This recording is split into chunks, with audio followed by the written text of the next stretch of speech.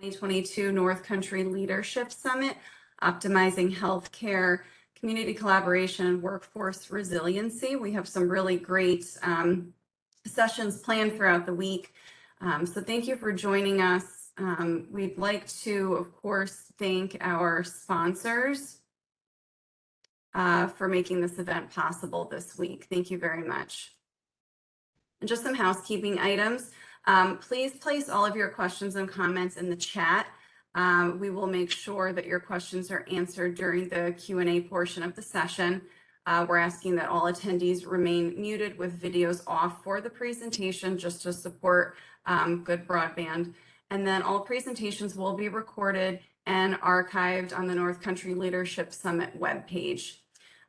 So I would like to introduce our first presenters today. We have Julie Adamec and Kristen Scholl from Healthy Alliance, and they will be presenting on a collaborative approach to build a social care network.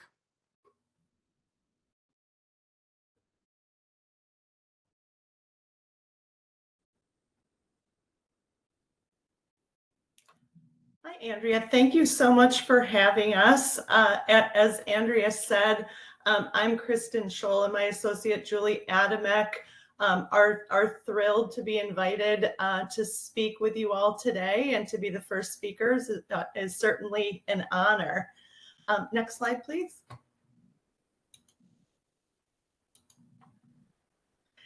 So, as Andrea said, the title of our presentation today is a collaborative approach to building a social care network. And as Julie and I kind of walk you through the journey of Healthy Alliance being a social determinant of health network, you'll see that collaboration truly is a key part of the work that we do. And you'll also see we'll talk about the value of the social care network. We'll talk about how it works. We'll talk about bridging the gap between social and medical care, and just generally speaking, who we partner with, some of the technology we use, and how we make those appropriate connections. Next slide, please. So just a little bit about Healthy Alliance and who we are and where we came from. So we are one of the first networks of our kind specifically focused on social determinants of health. Healthy Alliance started under the Medicaid Redesign Project DSRIP, Delivery System Reform Incentive Payment Program. So if we were all in a room together, I'd ask you to raise your hand and tell me if you know what that means. We'll not go too much into DSRIP today. But we were one of the performing provider systems known as Alliance for Better Health, and we served the Capital Region in that capacity. So during that DSRIP phase, there were a lot of very prescribed projects. And once the prescribed project kind of came to a completion, we really changed our focus and really became laser focused on health equity and addressing the social determinants of health. During that time frame, we created an entity known as the Healthy Alliance Ipa. So our IPA, unlike some other independent practice associations, which you might know as predominantly primary care or clinical care providers, there are many IPAs, I think, popping up now, many of which are behavioral health focused. Some FQHC focused. Our independent practice association is comprised of social care providers, or sometimes we call our partners, as they generally call themselves, human service providers. So our IPA is meant to be a contracting entities for human service providers, CBOs, to contract with managed care organizations. So we are a high-performing network bringing together providers of all kinds, social care, behavioral care, and medical care providers, with that community member, or whether it's the patient or the client, at the center of all we do. And as Julie and I walk through our program and processes, we hope that that's a theme that you see. We do make connections to community members using a Unite Us closed loop referral technology. And we'll talk a little bit about the services and supports that Healthy Alliance staff offer to make that program successful. We would like to just stress that at our foundation is the belief that addressing social needs before they turn into costly medical programs or problems creates better health for all. Next slide, please.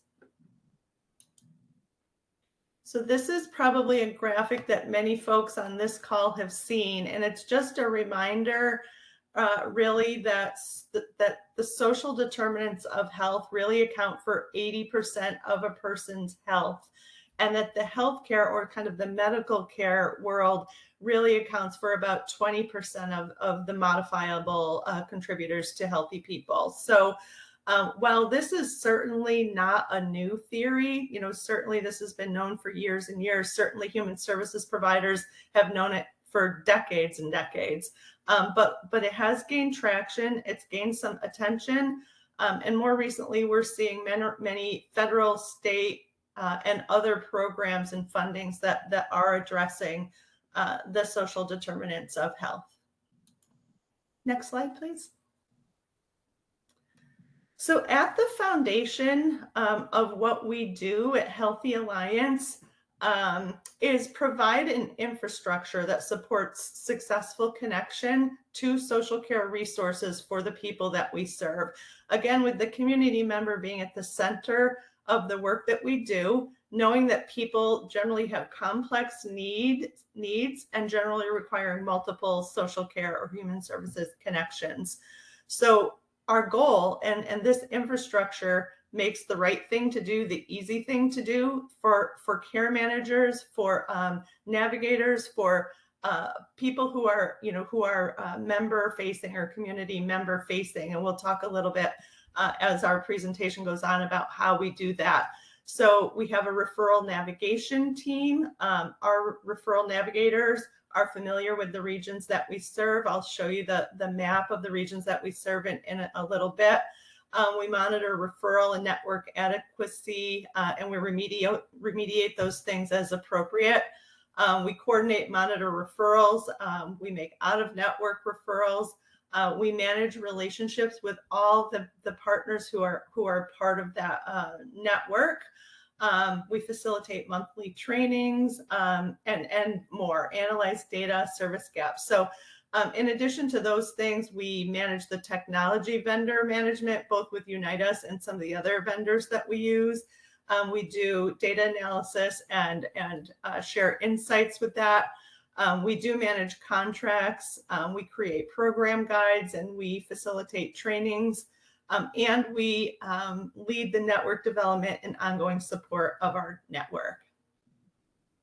Next slide, please. So stronger together for sure. It takes a village to do this work. We are always collaborating. Our strategic partners include kind of these three, I guess, buckets of organizations. So we have strategic partner relationships with MCOs, with other regional network leads, with technology vendors. We're constantly sharing lessons learned, best practices, and really exploring data, trends, and funding opportunities with our strategic partners.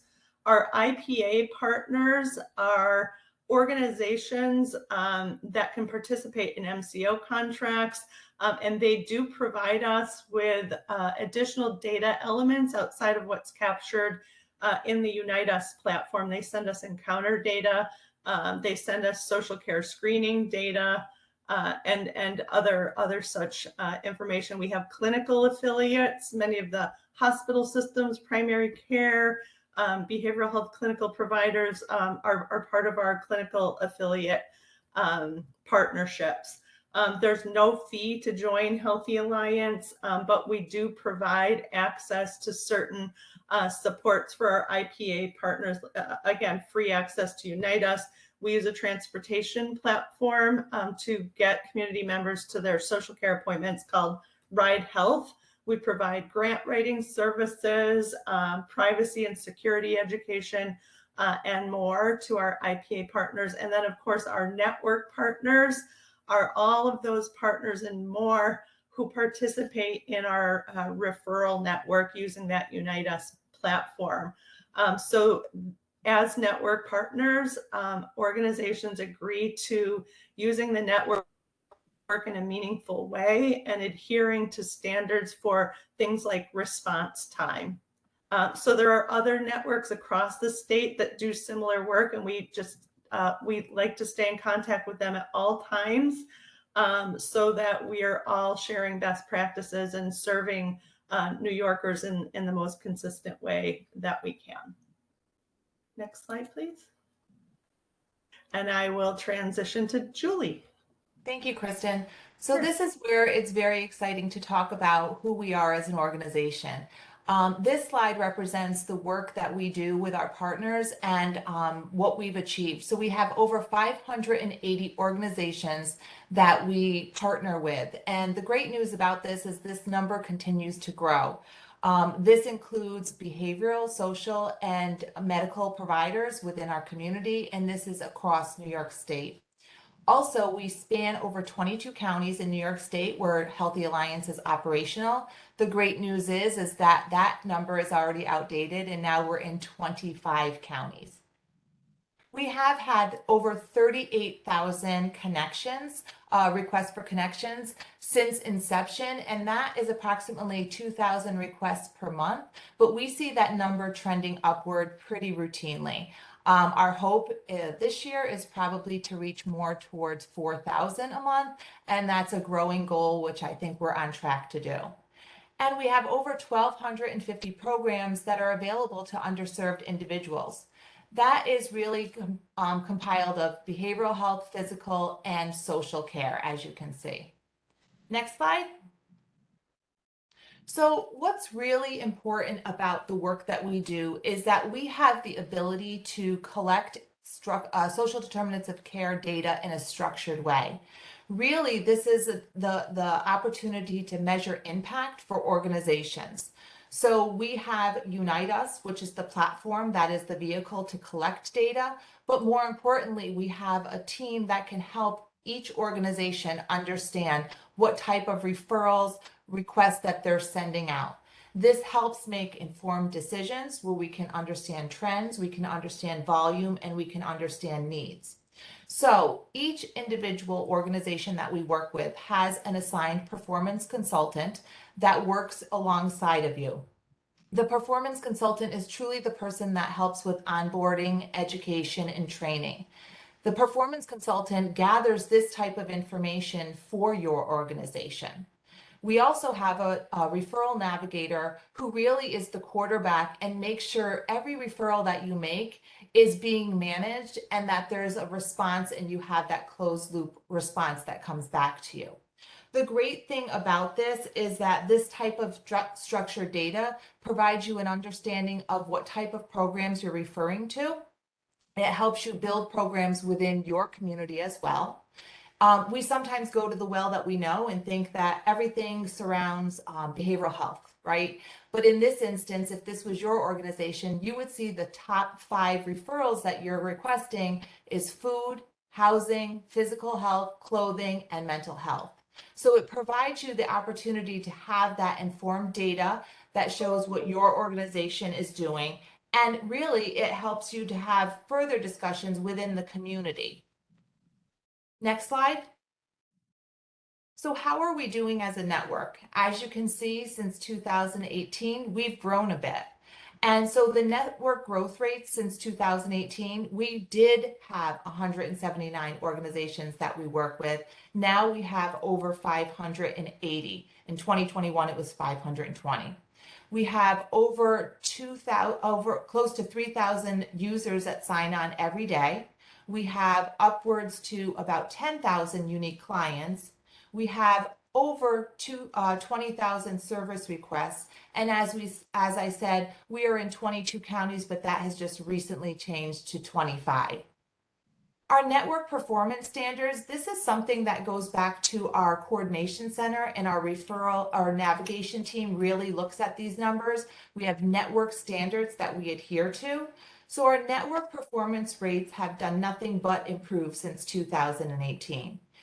Referral acceptance rate, that really is just something that organizations make a referral. The acceptance rate, as you can see, 65% to 65%. We have our performance consultants continually work with our organizations to make a good referral. We build our organizations, their profiles, so we understand what a good referral is. When a referral is made, we want to meet that criteria and make sure that at the first time the referral is made, that connection can be processed successfully. The average days until a referral acceptance is reviewed, that is hovering around 3 days, and we have a member of our network looking at that each day. So we don't have anything hanging out there that's just evergreen. We have those network standards that we're looking at and making sure that that connection is made. As we get to about 2 days, we're calling our organizations, our partnering organizations, and saying, hey, can you accept this? Is this something you can do? Do you have capacity? If not, we're looking at other options, and we're working with our partners to make sure that we can make a new referral if need be. The goal is to make that connection. And then the average day until the case is closed is 18 days, meaning we've looked at the referral, the connection is made, and we're making sure within 18 days, and we're always working on this, that connection is successfully made. And our resolution rate is at 70%. We monitor these numbers very consistently. We are continuously trending upwards and making greater strides. And as I said, our navigation team and our coordination center is making sure they're reviewing this type of data every single day. They really are the air traffic controller, the quarterbacks, if you will. And then our performance consultant who are working with our partners are making sure that they have the ability to make those good referrals, and they're really removing any barriers. Next slide, please. So these are our top service episodes. Wouldn't it be great as an organization if you had a good understanding what your community needed? So when you look at this, we have our top 5 being physical health, food assistance, housing and shelter, clothing and household items, and benefits navigation. You know, my background is in healthcare, and I can share with you that having this type of understanding that really supports whole person care is absolutely essential. It really helps us make informed decisions as to what our patients or individuals need when they walk in. And it also has an ability to provide an understanding of, are people choosing between what they can have for care? So is someone having to choose between food and pharmacy? By having this structured data, you really can start looking at this in a little different way. This is all about population health and includes that social component and not just those clinical quality measures. Next slide, please. So it's really important for us to have the individuals have the ability to have no wrong door. It is our goal to work with organizations in all parts of the community. As you can see here, faith-based schools, community-based organizations, employers, medical, behavioral, and health, managed care organizations, government agencies. We want to partner with all, so this benefits the community member who is clearly at the center. The reason this is important is because we don't want any community member to start at ground zero. Should they move? Should they go to another organization? We want there to be full transparency as to where the individual has been, what the individual needs, and making sure the individual does not have to start over in the process. When there is barriers, people just tend to walk the other way. They don't actually fight for what they need or really stick around to say, hey, I need this, because there's that level of frustration, like it's not achievable or attainable. So we really want to work with the community to make sure that there is no wrong door for any community member. Next slide. A good example of this is really having the ability to understand where people are at. This is a great representation of looking at a problem. Food is needed, but let's talk about John here. John is someone who has who's in need of food. Giving John that food may not solve John's problem. The thing that we need to dig deeper in is, does John know how to prepare the food? If he has all the ingredients, does he know how to actually make the food? Or does John have the ability to make the food? Does he have access to pots and pans? Does he have a place to refrigerate the food? Does he have a microwave or a stove to cook the food? Does he have measuring cups? So when you look at just giving John the food, there's a deeper question that needs to be asked. Do you have everything you need to prepare the food, to store the food, to have the food be able to be accessible to you? So that's an important question that we just don't want to get into the process of John needs food, we're going to give him food, but understanding where John is at and helping him successfully have the food prepared that we're giving him. Next slide, please.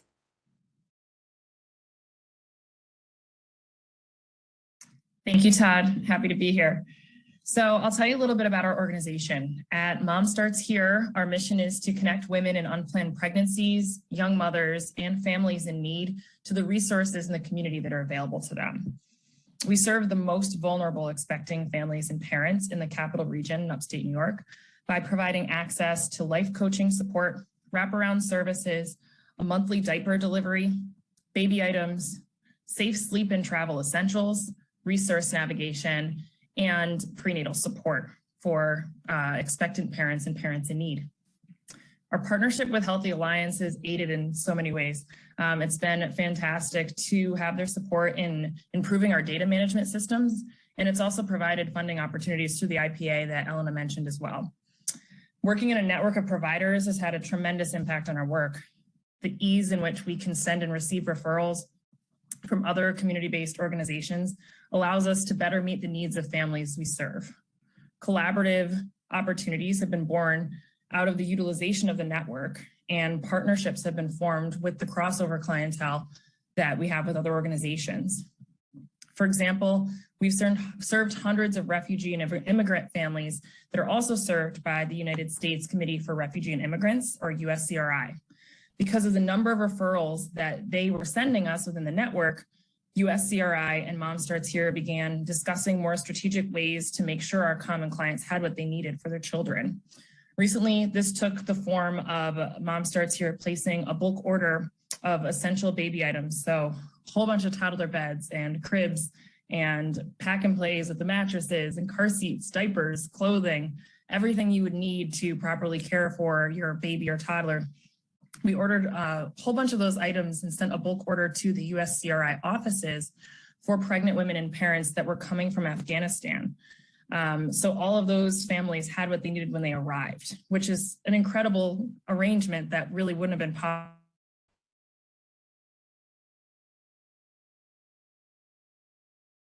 There were ways that we could work smarter together to meet the needs of that vulnerable population. So this kind of collaborative effort was really built within the network. And another example of a relationship that we've developed within the network is with the food pantries of the Capital District.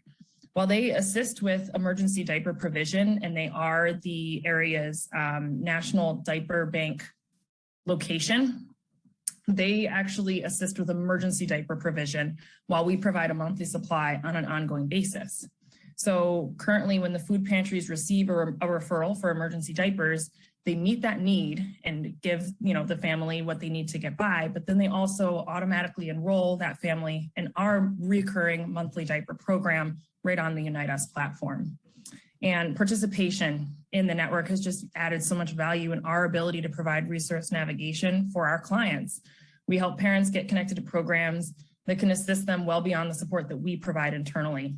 This might mean a bed for an older child, a grade school student that we wouldn't have the ability to provide a twin mattress for, or assistance with eviction prevention, or legal advocacy, health advocacy, care coordination, and so much more.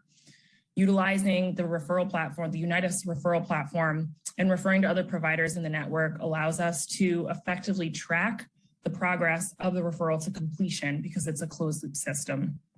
It also makes us more effective navigators as we become aware of the growing programs within the network. and allows for more opportunity for partnership.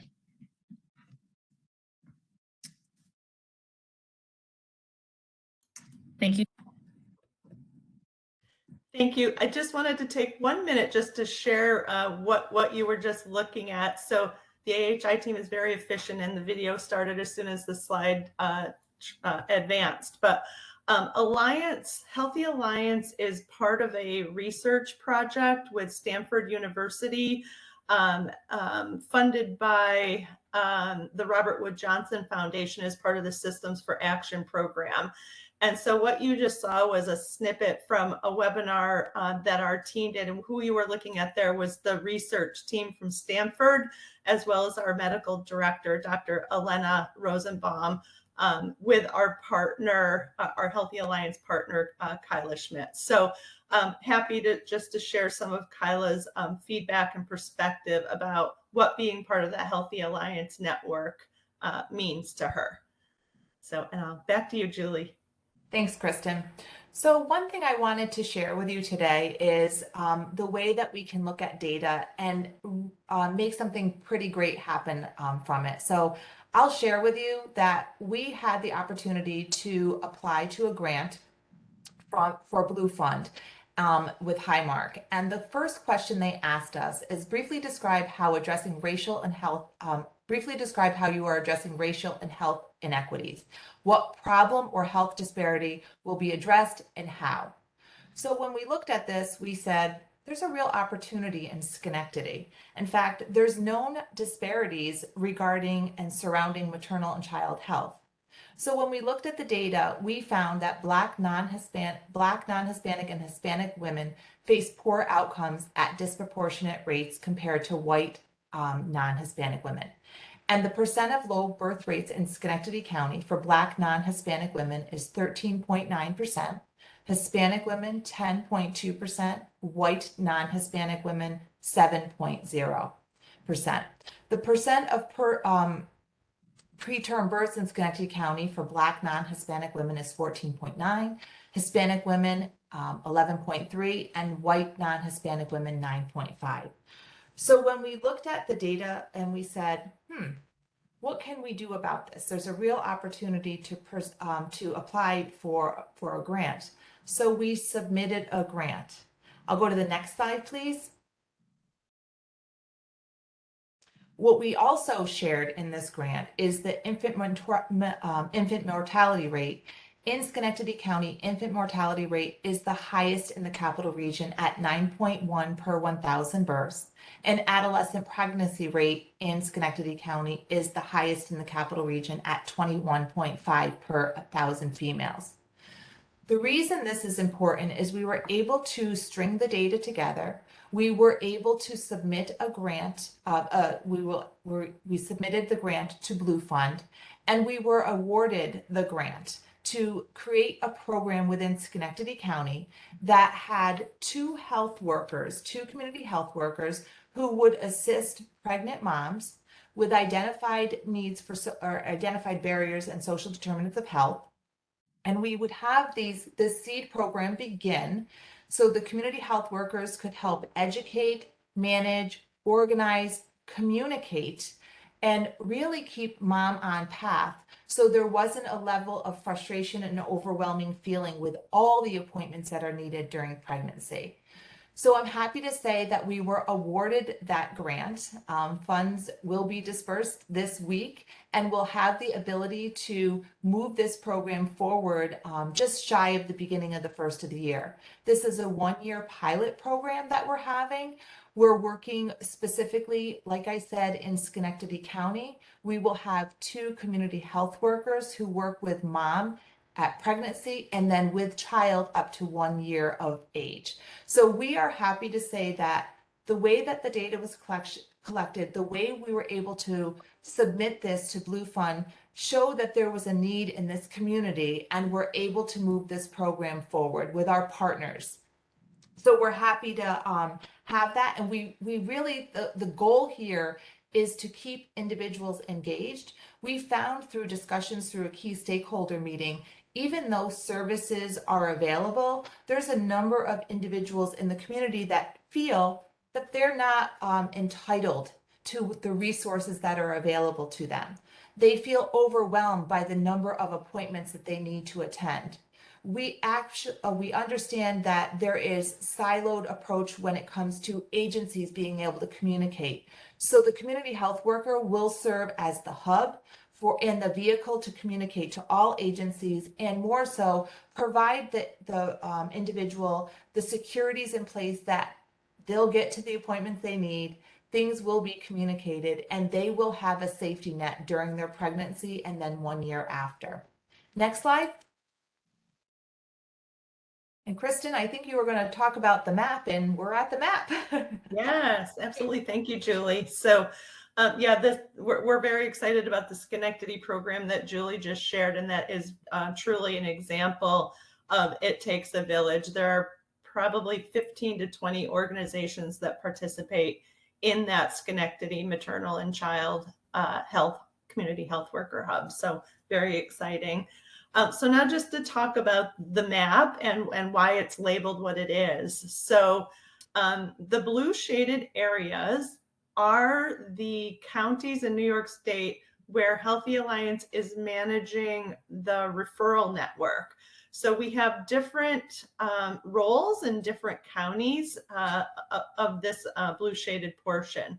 But first, I would just like to share that the reason that this map is titled Public Utility is because we really do believe at Healthy Alliance that access to human services, access to physical health and behavioral health is something that should be considered a public utility for all people, certainly for all New Yorkers and for all folks that we serve in this blue shaded area.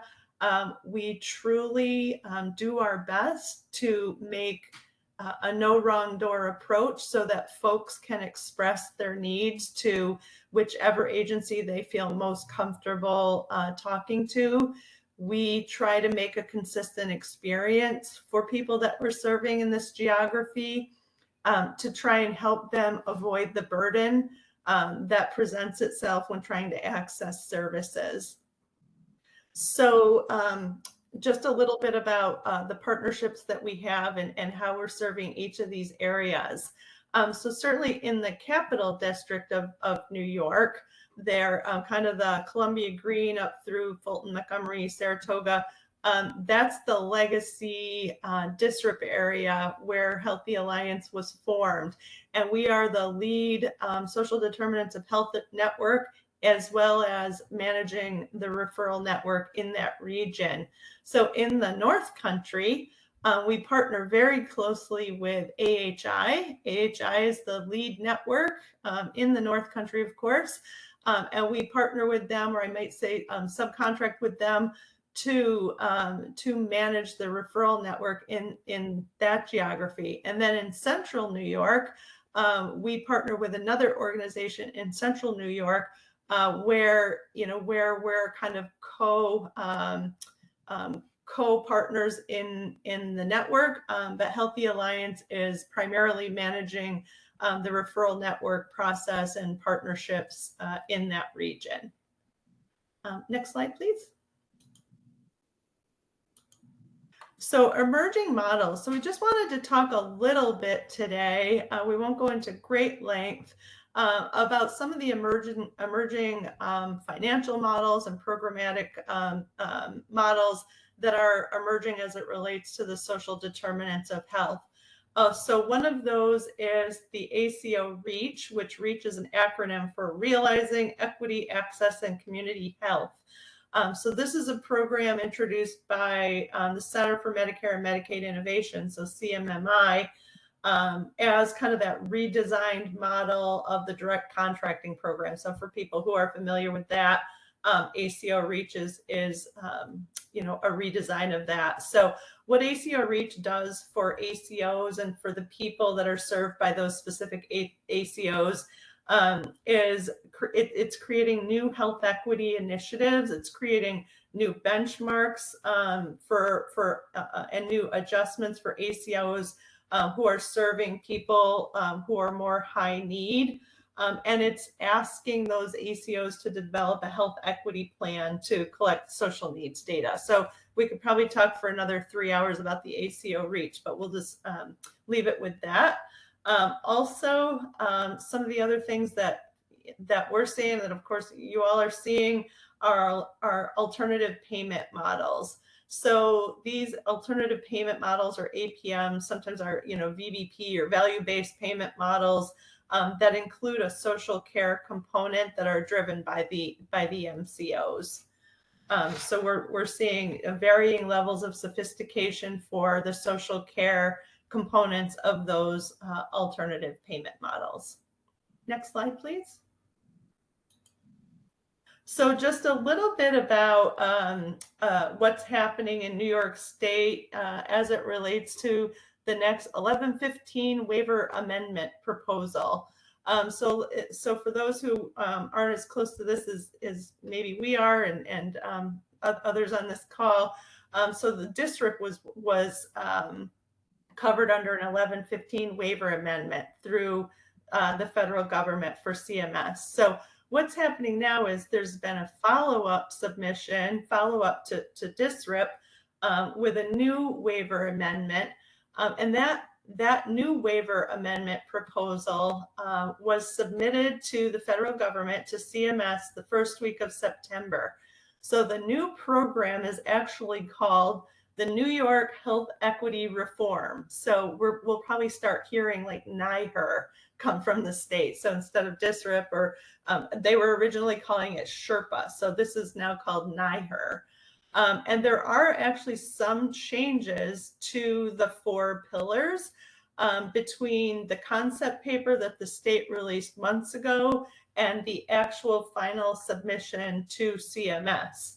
So it still revolves around addressing health disparities and systemic healthcare delivery issues. The orange box still intact, no changes, building more resilient, flexible, and integrated delivery system. Yellow box still develop supportive housing.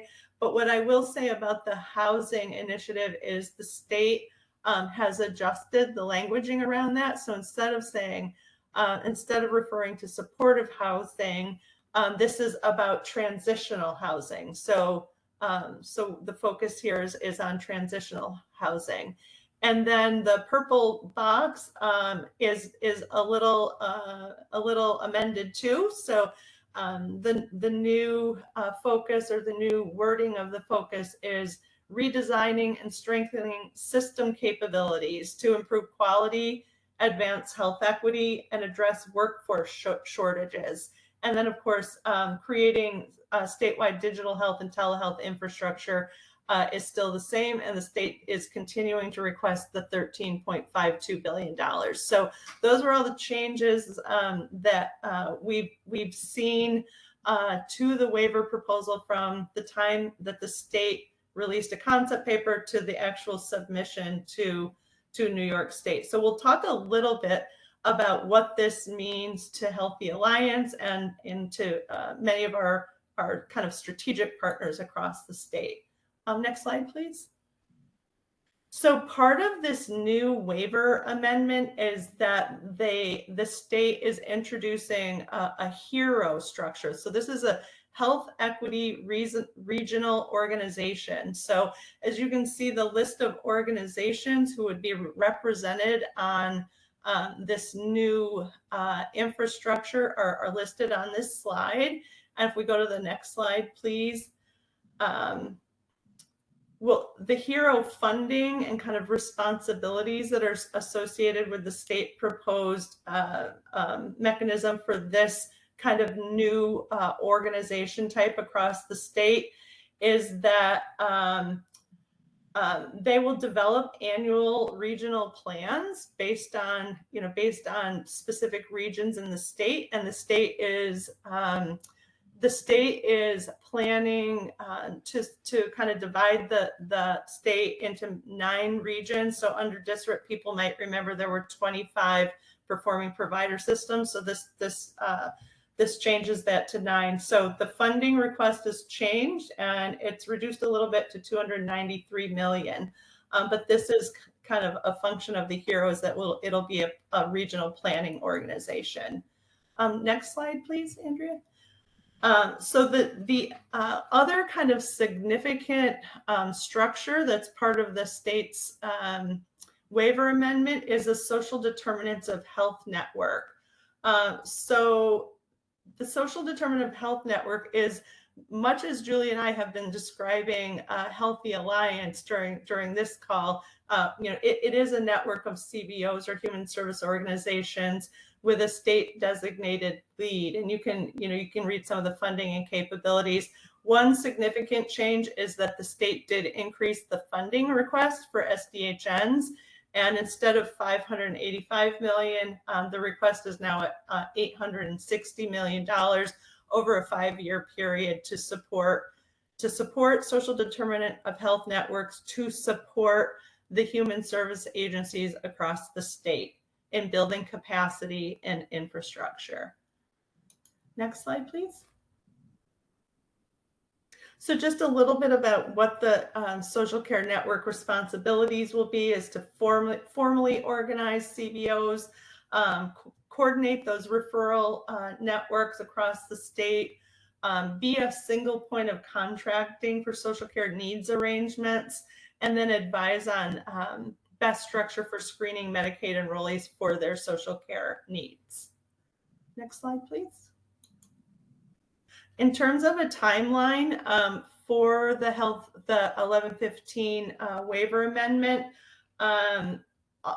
most of the activities have happened. Where we are now is that, as I said, the state has submitted this waiver proposal to CMS, and the comment period has started with the federal government. So folks, if you have a specific interest in the waiver, you can go right out to CMS's website and comment during this public comment period. The target go live is January 2023, but that's kind of an aggressive timeline. So we expect to start seeing information come through after the first quarter of 2020, probably more like April 2023. And next slide, please.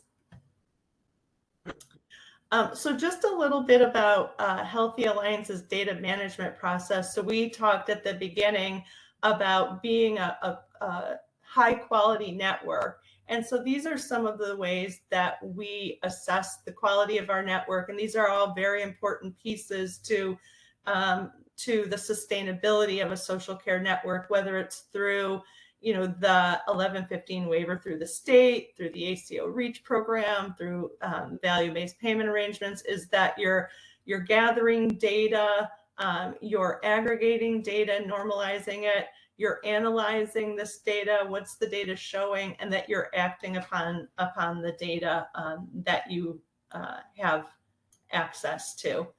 And then next slide, please.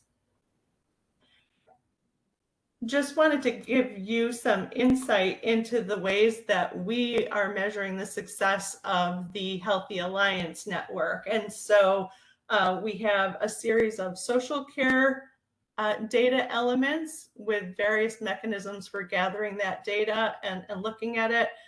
We have a series of clinical care measures, and you can see those here, utilization and cost for various measures. And then a variety of self-reported measures that we are screening and assessing through direct requests to the people that we're serving. The health equity kind of data elements that we're incorporating into our analysis and data capture include zip code, race, ethnicity, gender, and age. And so those are all part of the measures of success that we've worked with over the past probably year or so through collaboration with our partner organizations and our quality committee representation, which is our partners of all types of partners. So social care partners, behavioral health, and clinical partners. And next slide, please. So I know that was a lot of information in a short amount of time. Julie and I are very open and anxious to hear your feedback and questions. Certainly feel free to ask us questions today in the chat, or reach out to us at your leisure. And we're always happy and willing to have conversations about the work that we do and partnerships that we could potentially have with you. I think that's it. Thank you, Kristen and Julie. That was a great presentation. I don't see any questions in the chat yet, but I would like to open it up to questions or feedback from attendees. If you'd like to put questions into the chat or unmute yourselves and ask questions directly, please feel free to do that now.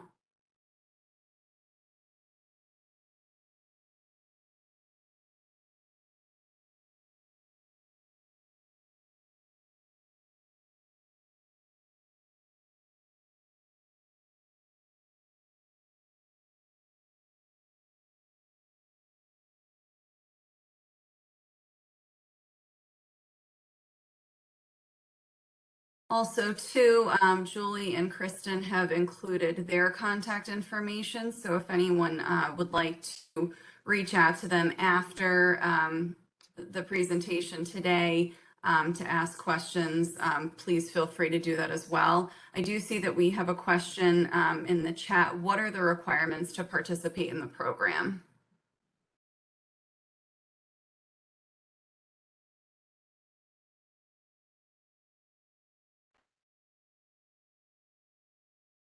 Julie or Kristen, do you want to answer that? Can you hear me? Yes. Okay, sure. So I just want to make sure when I hear participate in the program, you're speaking to Healthy Alliance, correct? So if it is Healthy Alliance, thanks, Stacy. So if it is Healthy Alliance, there is no, the requirement is you start with us, you make a phone call, and we'll start connecting with you. There is no requirements. Kristen said there is no cost either to join us as a partner. So please feel free to reach out and we would love to engage in conversations with you.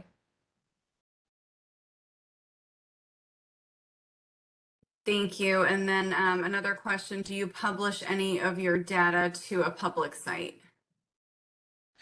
So I don't believe so. And Kristen, you can shake your head. I don't believe that that is published to a public site at this time, correct?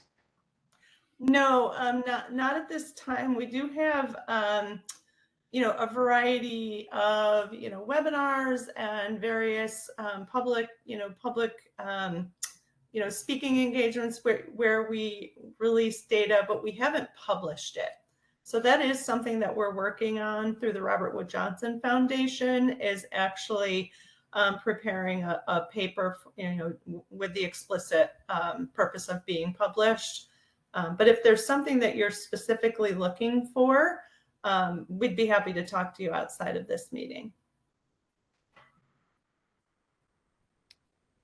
Any other questions?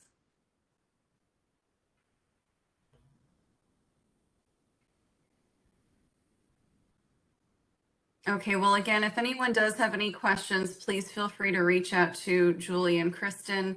Thank you both for the fantastic presentation. This was a great way to start the summit week off, and we're very happy to have you, as always. And for our participants, thank you for joining us today. Please refer to the website. We have a lot of great presentations planned for the rest of the week, so we look forward to seeing you for those presentations as well. And thank you again to Kristen and Julie. And we'll talk to everyone soon. Have a good day. Thank you. Thank you for having us.